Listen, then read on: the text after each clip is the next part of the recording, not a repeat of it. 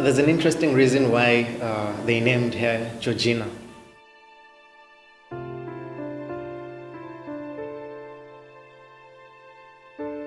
She's the second born of five. When she was born, her grandmother said, if it's a boy, name him George. But if it's a girl, name her Georgina. So she was my grandmother's favorite. My grandmother loved her so much.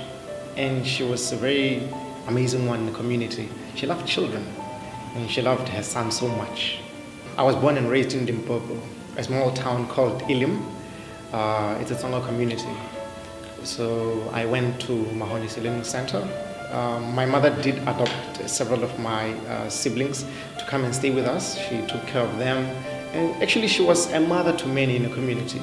Not only did she look after my cousins, but so many children who would come and play in my community. She always made sure there's a soccer ball, always made sure there's a rugby ball, or any kind of activity that would keep kids engaged. Sometimes the kids who would come, she would ask, have you eaten? And then she would give them food. So she taught me so many good morals. She wanted kids to always be happy when they're around her. But from that, she really taught me so much how to love. And so growing up, I went to a private school up until 2006, where she encountered a tragedy at work. Her workplace had to be shut down, and several people in her workplace lost their jobs, including her. So from that moment, her leg got a bit swollen, and they were going through this very long court case, an endless long court case, which was traumatizing at the time. So at that time, 2006, she was taking care of myself and two of my cousins, Tom, George, and Delicia. So she took us to a private school, but at that time she couldn't afford anymore. So we had to move to a public school. The three of us, it took us so long and a long time to adapt to that. And it was like when our lives were going smooth, it had to go down. On the other hand, we had to watch her sick, and my dad wasn't coping as well, although he was very supportive. He was a very supportive man. At the time, I had this great desire to study film, and my mother always encouraged me. She realized that I'm so passionate about film, and so I went to high school. So when I was in high school, I realized actually I'm so passionate about film, and she was always there supportive. Then I would write high school plays and stories. She was always supportive. So there was this. Since we were three, myself, my mom, and my dad, so there was this sofa that we took and put it by her bed. So every night, I would sit there beside her. We would watch TV together, talk, and share stories. Up until the time I finished my grade 12. Then I decided I will move to Cape Town to study. At that moment, it was at home. It was not happy. It was not a very happy moment. But everyone was happy because I'm going to study. But they were sad that we're sending our son that far. Like, he will be alone, and we will be here. We won't be with him. But I had to go. So I went to Cape Town, studied. That was 2014. I went to study film at CPUT. It was December of 2015 when I visited home for the December holidays. So again, I and my mom were sitting in her room. We were watching TV. So on the TV, there was this show that was playing. I think it was America's Got Talent at that time. And so these twins came on stage. And at that time, when I saw them, I said to my mother, I have this crazy fear of twins. She kept quiet for a moment. And she was like, do you know when you were born, you were a twin? I looked at her, I was so shocked. She was like, when you were born, your twin sister died, and it was not the happiest moment of her life. I was born on the 12th of September, but my twin sister died 2 months later. So it was one of the most devastating moments of her life. So she named me Sagwadi, which means gift. And she wrote this diary. In this diary, from the moment I was born, she kept on writing diary entries. So in 2015, she showed me that diary. When I read into it, I saw the many things that she went through in her life, how she became so loving. She kept on asking God, that God, what have I sinned? What have I done wrong that I have this? I thought I was going to have 2 kids, but somehow I lost my one girl. But she felt that it was a blessing that she had me.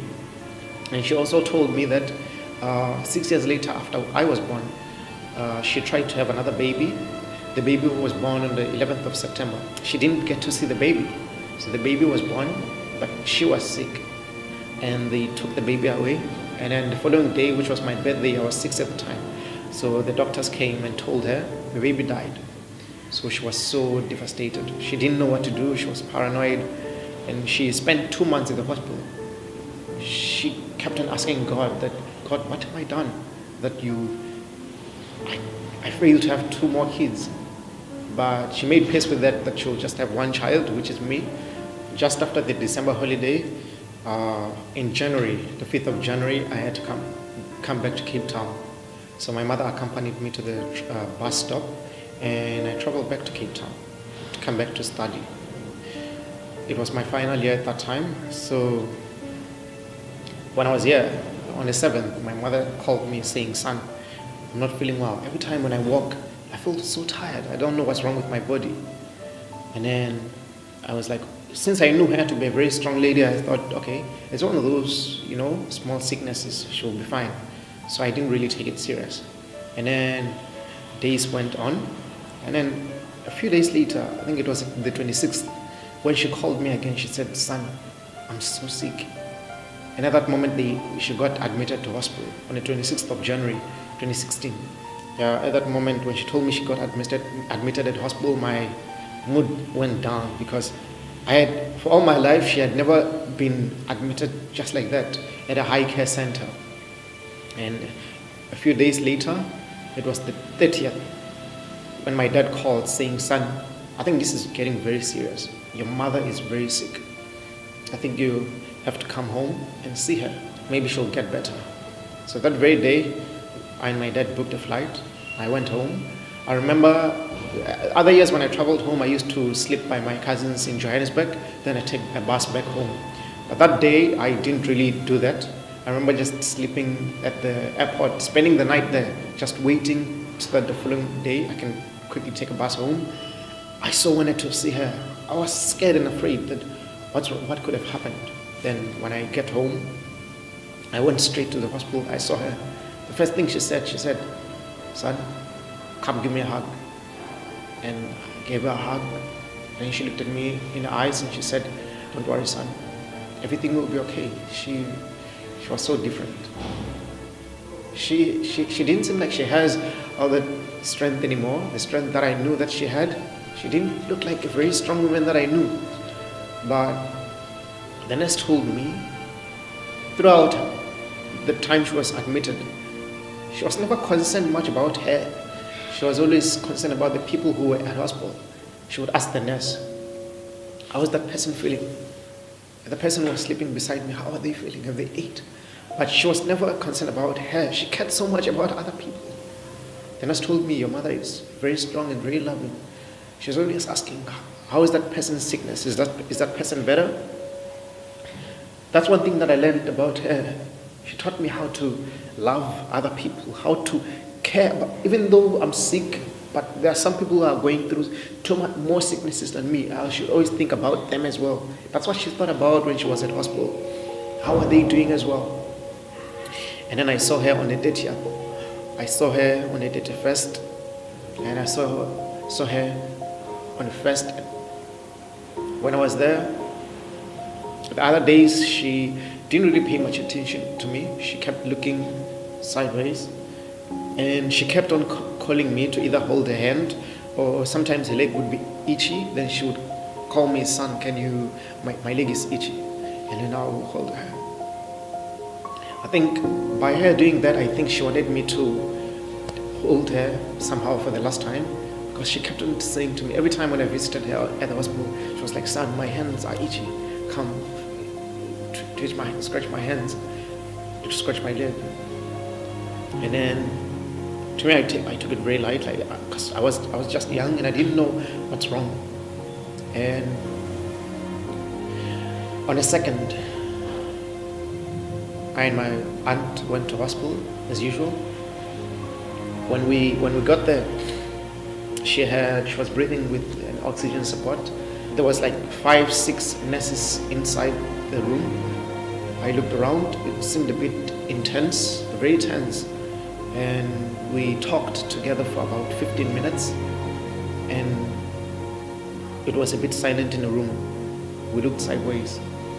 The moment I turned, I saw her eyes shifting and I saw her losing breath. And I quickly called the nurses. And the nurses came running. I had one nurse coming saying, Georgina is dying, Georgina is dying. In my mind, something just clicked. Is this really happening?